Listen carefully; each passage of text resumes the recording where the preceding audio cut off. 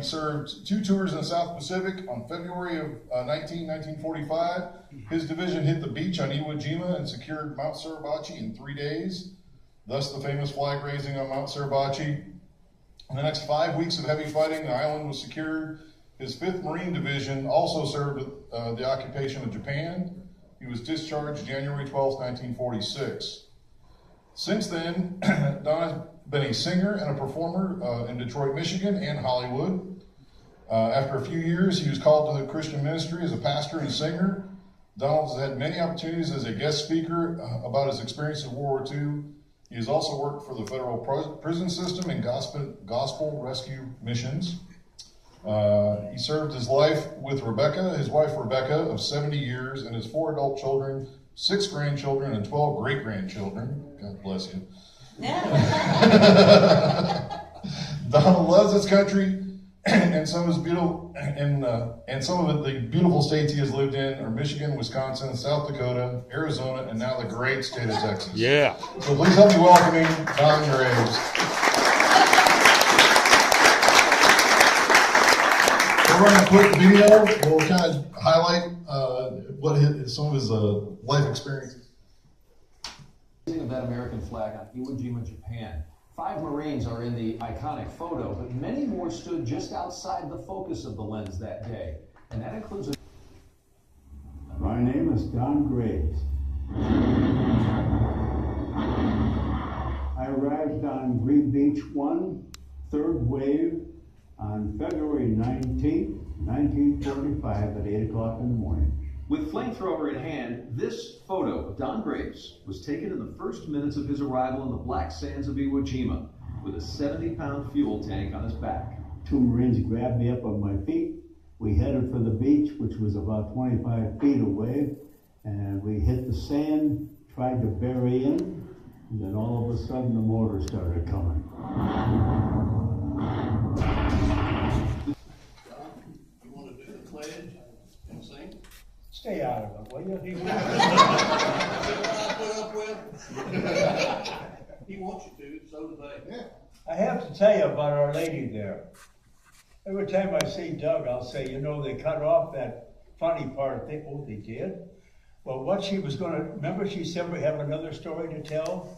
Well, then she'll say, and now we're going to talk about ladies' bras. They took that off. But he's got it on his.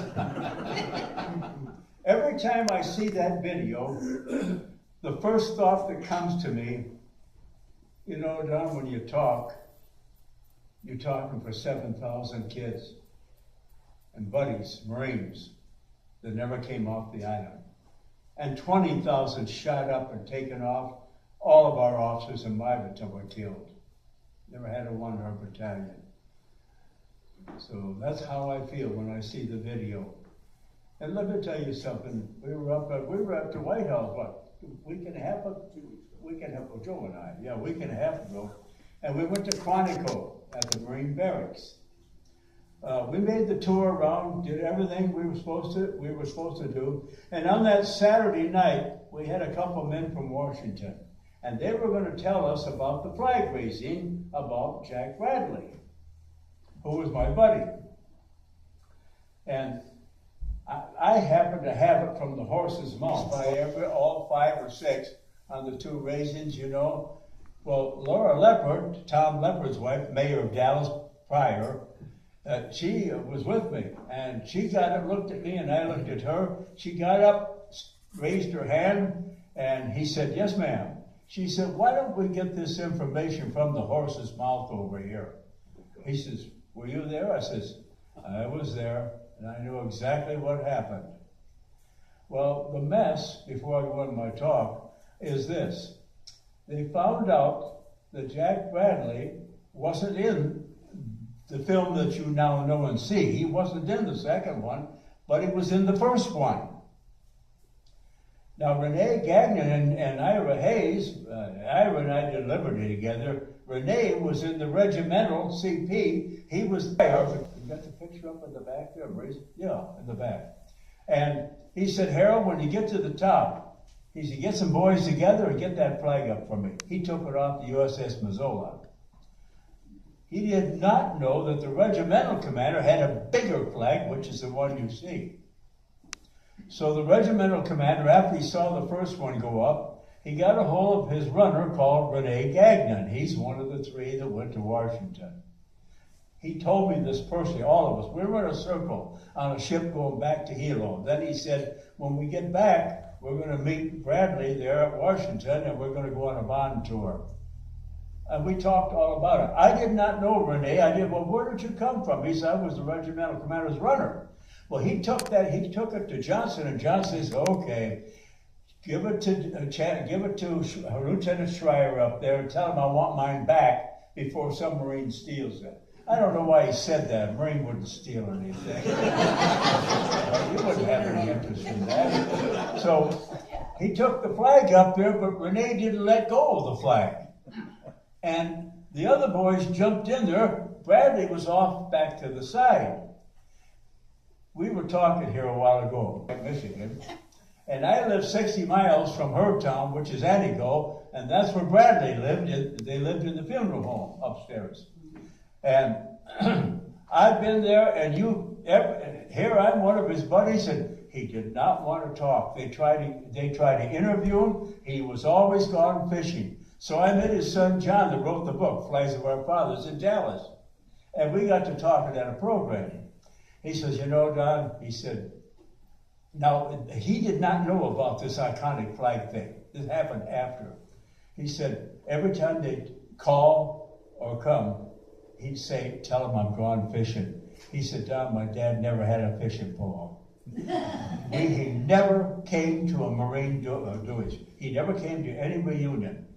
I know that he would have loved to, but I believe that Jack Bradley lived the lie in order to keep preserving the iconic flag. But this forensic photographer caught it, and that's it. Now, if you saw the movie, Flags of Our Fathers, if you remember, they had a monument of a small-scale model. There's not to be one word about that. There's one flag raising, and that's it. So you see, Bradley kept that lie, and he died with it. We all know no. So in this meeting, I solved it.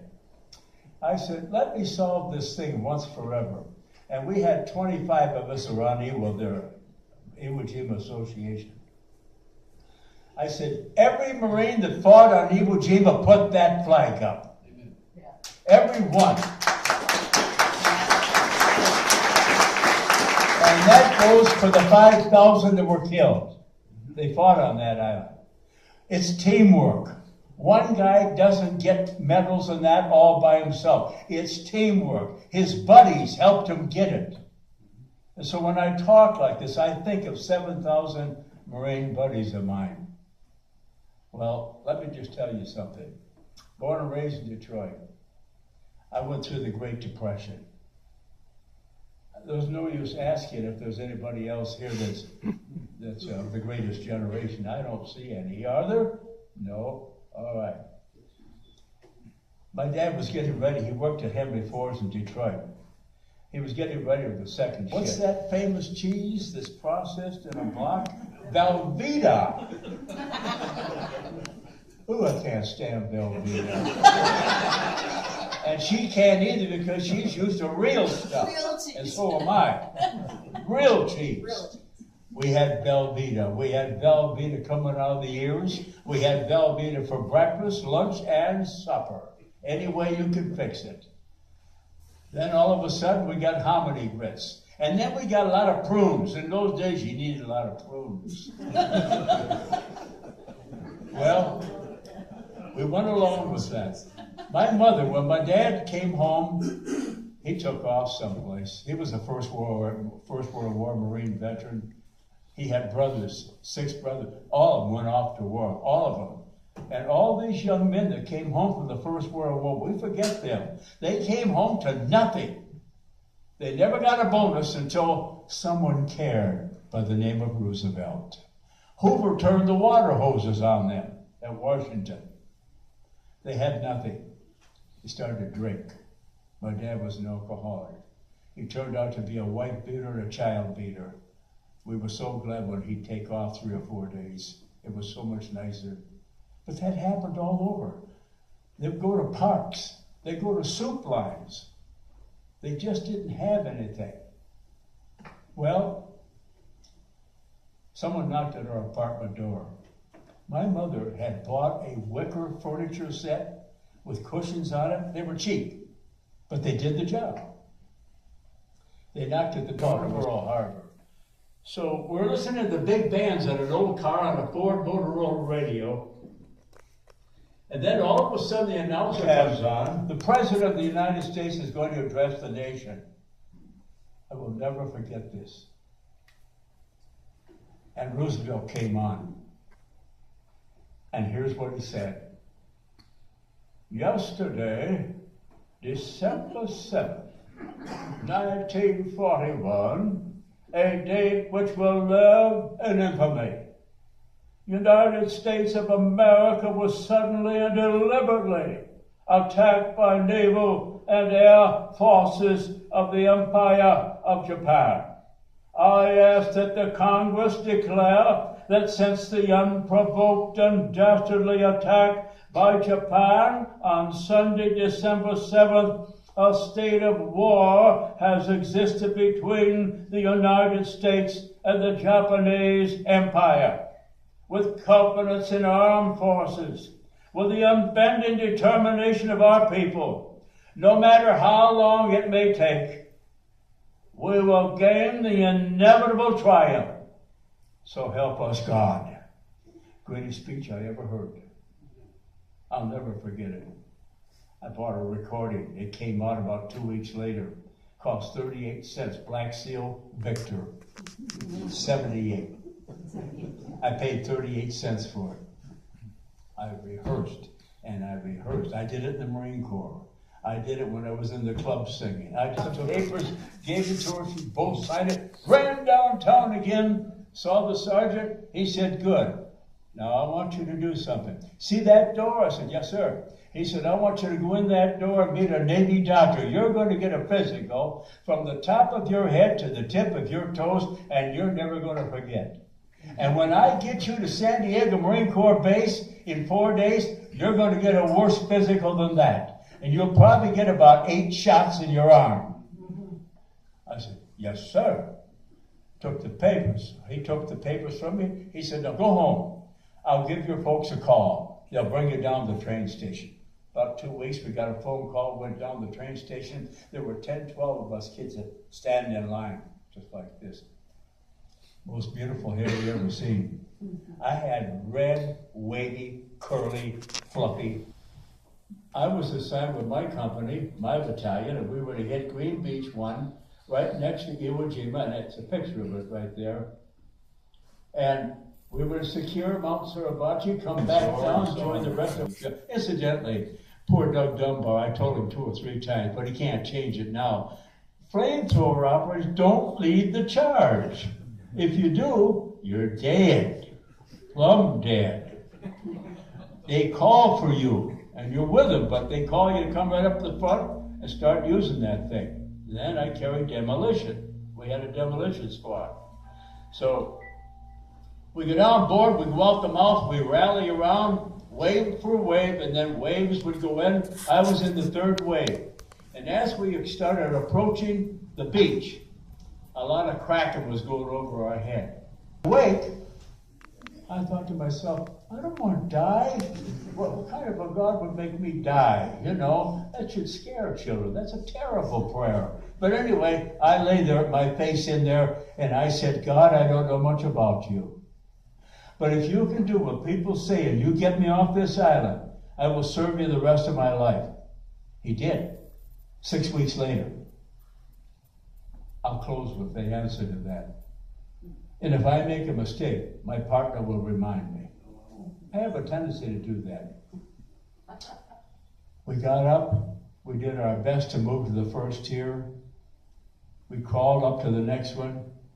Now from the top tier to the base of Suribachi is 540 feet, folks. It took us 3 days to get there. 3 days. We hit on the 19th, they put the flag up on the 23rd, we were all up on top after we secured the mountain. I made a left turn as we moved towards Suribachi. It was getting a little bit towards the evening, and I had 2 boys with me. And as we were moving towards Suribachi, there was a concrete slab with a hole in it. And a Japanese soldier was running, he dove in that hole. I said, I just saw one go in that concrete slab. So one of my buddies says, I'll go up and drop hand grenades. No, just wait a minute. Now, one of the things we were told aboard the LST, if you can take prisoners, take them. If you can't, kill them. Simple as that. We killed. Out of the 22,200 surrendered, we killed the rest. And most of the 200 that surrendered were Korean slaves. They were under the jurisdiction of Japan. I'm sure they were the ones that had to dig those caves too.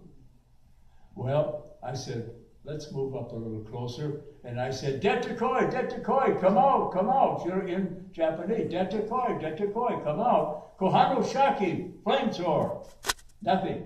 I yelled again, nothing. So they said, let's move up. So I said, all right, let's go. We took a couple steps and he came out of that hole. This guy was going to go down in glory. He came out of that hole with the most beautiful uniform, and I figured that he was a Royal Marine because they had him on there. It was a Navy base, submarines and that. And he had a sword on his side, a beautiful sword. And his hand was on his chest. First thing I spotted was that beautiful sword. And I said, that sword is mine. He said, you can have it. You can have it. I said, Detekoi. And he, just like this. Detekoi, come. Boom! He had a charge in his chest. Blew himself to smithereens and took my sword with him. Didn't get the sword. Nothing was left. We got to the base. I'm covering 3 days. They were rolling hand grenades down at us from the holes they come out of. So we had a hand grenade fight. We finally got to the top the 3rd day. Our battalion commander, Johnson, called Lieutenant Schreier, and that's where he pulled it out of his jacket. He had a flag. He gave it to Lieutenant Schreier, and he says, Harold, he said, take this flag up with you. When you get up there, try and raise it up. Get some boys to do it for you. He says, aye, sir. They went up there, they were rigging that flag. They got that flag up as we approached the crest. And everything let go. Everything in the water. 500 ships out in the bay let go with tracers and rockets straight up in the air. And the battle's going on. Our boys are tracers in the air.